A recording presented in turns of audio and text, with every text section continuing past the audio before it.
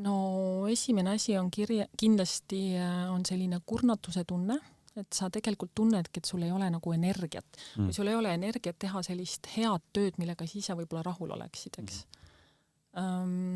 Teine on kindlasti selline küünilisus, et sul tekib negatiivsed hoiakud sinu töö, sinu projektide suhtes.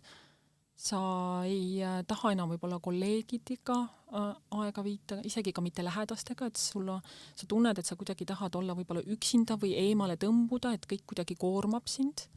Et selline emotsionaalne kurnatus ja siis kindlasti füüsiliselt annab keha tunda, eks ju, et tekivad unehäired ja selline pinge kehas, võib-olla mingid seedimishäired ja selline ebaefektiivsuse tunne ehk et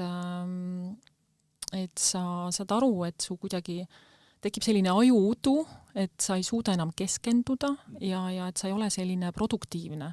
Et mõte jookseb kinni, sa nagu, sa vaatad oma asju, sul on nii palju teha, eks ju, ja sa kuidagi oled nagu lõksus, et sa nagu ei edene kuidagi nende asjadega.